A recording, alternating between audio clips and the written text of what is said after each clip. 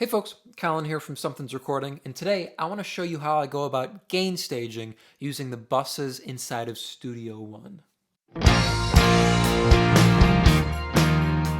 We're going to be looking at using buses to do gain staging and a little bit of volume control, but before we dive in, if you are ready to go a little bit deeper into the mixing process in its entirety and really start to hone your workflow as an engineer, then I have just the thing for you. It is my 7-step mixing checklist, and it's just a simple PDF that will walk you through the entire mixing process step by step to help you get professional and radio-ready mixes without any more of the hassle and without any more of the guesswork. It is a completely free guide, and you can download it below using the link in the video description. Now let's get started here talking about gain staging and buses. So one of the big things that you'll kind of hear when you look at anybody talking about gain staging is fader resolution. And what they mean by that is the more you pull the fader down, kind of the less resolution you have with it. So there's kind of two ways the fader is working or reducing volume inside of Studio One. So if we're above about 10 dB on the negative 10 dB on the fader here, if we move down the fader with the mouse, we're doing about half dB moves here on the fader with each little click of the mouse. But once we get below about 10 here, you can see then we're doing about dB moves here with the fader with each click. So we have a little more fidelity and a little bit more control up at the top of the fader, closer to 0, than we do if we go down here, right? If we're all the way down here, each click of the fader, we're doing about a dB move here. So it gives us a little bit less control. The way I make sure I have the most control over all of my tracks is by using buses here. So for each group of tracks, I'm sending them to a bus. So what that looks like here practically in the mix is we've got all our drums. All our drums are sending to the drum bus. And then inside the drum bus, there's a couple sub buses here. So I call them levels usually. So like the congas and percussion are sending to a congas level here, which then sends out to the drum bus. So that gives me a couple levels of control inside the drums there, where I have control at the individual fader level, and then I have control over the volume at the bus. So really, we're going to have 3 levels of control for each track here inside the mix. So if we go over and we look at the bass or the guitars here, on the bass, I'm going to have control over the actual input gain here on the actual piece of audio. So I could pull down the actual clip gain there, or I could pull down the actual track fader here. Oh, that's jumping all the way down there. Or I could pull down the bus fader here. So that's 3 levels of volume control for the bass guitar. And the same thing applies to like if we look at our guitars, right? So for acoustic guitars here, I have a couple different levels of control. Again, I have control over the input gain or the clip gain here on the actual track. I could pull that down or pull that up if need be. Then on the individual track here, on the individual fader, I could pull that up and down if need be. And then on the actual bus here for the acoustics here, I could pull that up and down. And then all of our acoustic elements here are sending to an acoustic bus inside the mix. So let me go through and break down the buses here. And then we're going to talk about how this works inside the mix here for me and how I go about setting levels here or gain staging with buses and individual faders. So again, all the drums here are sending to the drum bus, and then we have a little sub bus here or a level for our percussion and our congas. Looking at our bass here, bass DI and bass amp are sending to the bass bus. And then if we come over to our electric guitars here, we have one electric guitar that's sending to the electrics bus here. We have a couple different acoustic guitars here. So we have the main pair of acoustics. Those are sending to an acoustics level, which then sends to the acoustic bus. And then the mandolin, and the lead acoustic guitar send it right into the acoustic guitar bus. Couple keys, piano, and the pad here send right to the keys bus. Lead vocal sends to the Vox bus. Our harmonies here send to the harmonies level, which then sends into the Vox bus. And then all of our background vocals here send into the background vocal bus. And then all my main buses here are sending over to my mix A and my mix bus over here. So that's another level of volume control. We're not going to discuss the mix bus and stuff like that today. Just looking at individual tracks and their group buses. So we're going to look at the acoustic guitars here first. So for me, I try to keep my faders above 10 dB or as close to 0 as I can. You'll see some things are a little bit lower than others, but I still try to keep it above 10 dB, so I have the most flexibility with the fader movement, so I can do those half dB movements with a click of the fader rather than everything moving about a dB. A dB is a big move for a track inside of a mix like this. If you're trying to do a subtle move, you get to the end of your mix rate, you're kind of doing those half dB moves to get things to sit where you want them, and I like to have that kind of control or that kind of fidelity on the fader. And just so you know, as you're looking at all the different faders here, blue faders are buses, and then white faders are individual track faders. Let me play you our acoustic guitar here, and we'll talk about the level and the bus here. So here's just our acoustic guitar inside the mix here.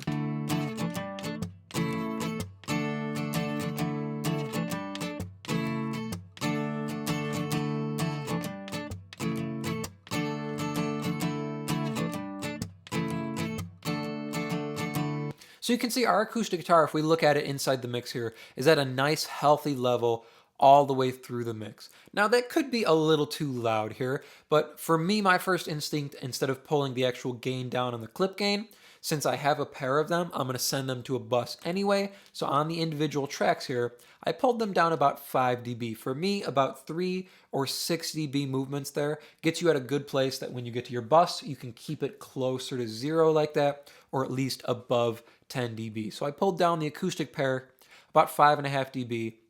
And then here I have greater control on the bus. And you can see I only had to pull the bus down about 3.5 dB or 4 dB to sit it where I wanted it inside the mix here. So if we're listening inside the mix now, all I have to do is do little movements here on the acoustic level to get it to be where I want it inside the mix. I don't have to do huge movements.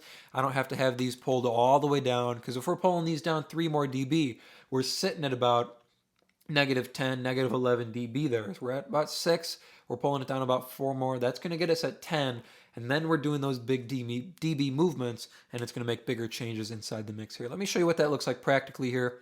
If I hit play, if we have our fader up here, and we're doing half dB movements versus dB movements. Running and running, I've been chasing her around, but I can't pin this little dragon down. She gives me half of a sign, she wants me in her life, but I can't help thinking that I'm wasting her time. I'll never be the man she needs, so I'll say my calls and be a memory. Yeah, yeah. Running and running, I've been chasing her around, but I can't pin this little dragon down. She gives me.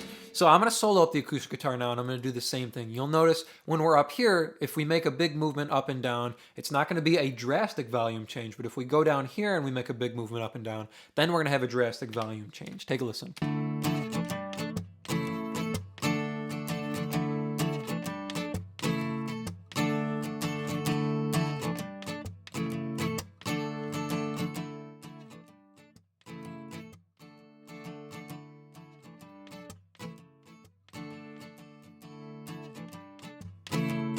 So down towards the bottom of the fader there, under about 10 dB, if we're doing that same kind of physical movement of the fader, we're getting like a doubling of the sound. So like -24 to -12. That's a huge jump, whereas if we're going from 6 to 0, right? It's a much, much bigger jump, and it's pretty much a doubling of the volume, whereas up here, that kind of same movement isn't that huge of a change. It gives us a little bit more control, a little bit more fidelity on the fader here. Same kind of thing with our keys here. So you can see I have 2 keys instruments. Now, instead of just pulling this fader all the way down, you can see we're at about -6, and I have the bus down about -6 as well. So this fader would be all the way down at like -12. These are like subtler background instruments here. If we're looking at this pad, it's not something that's way out in front in the mix, but I want to have that same kind of control over this fader and be able to make those half dB movements to sit it right where I want it inside the mix. Now, if I didn't pull my bus down here, or if I didn't use my bus to the fullest extent, if it wasn't there, I would have had to pull this pad down to about -11, -12, and then if I wanted to make little clicks with my mouse, I'd be doing about a dB or 2 dB movements on the fader, which is going to be bigger volume changes than a half dB movement or a 0.4 dB movement up here. So let me play you these pads inside the mix here, and I'll show you what we'd have to do if I put the fader on the bus here up to 0, or if that wasn't there. Running and running, I've been chasing her around, but I can't pin this little dragon down. She gives me half of a sign, she wants me in her life, but I can't help thinking that I'm wasting her time.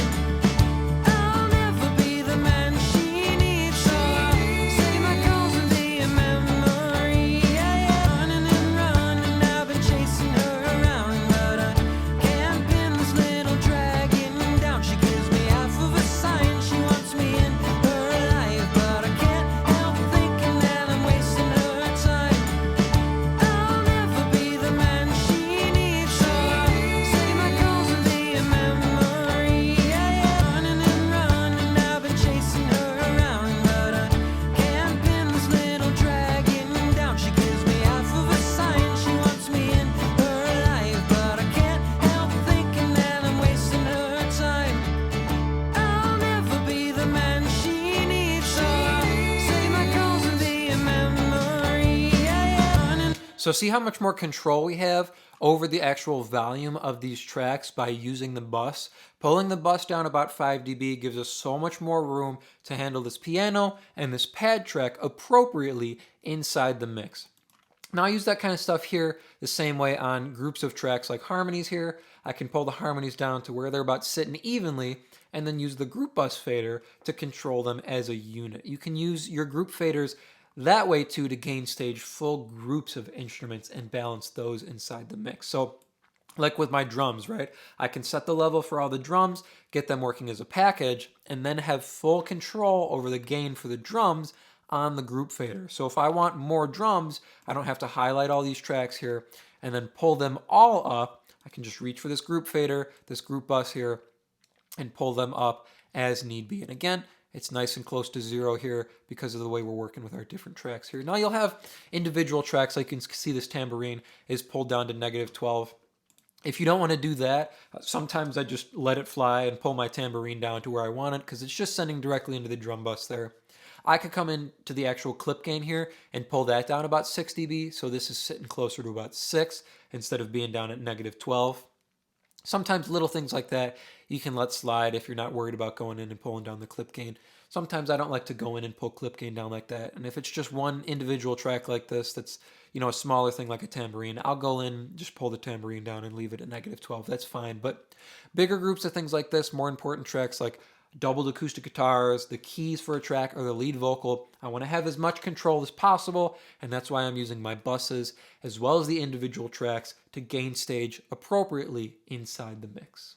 I hope that was helpful for you. As I mentioned at the beginning of the video, if you are ready to take your mixes to the next level and really start dialing in your strategy as a mixing engineer, then I have just the tool for you, and it is completely free. It is my 7-step mixing checklist, and you can download it below to start creating more professional mixes in less time.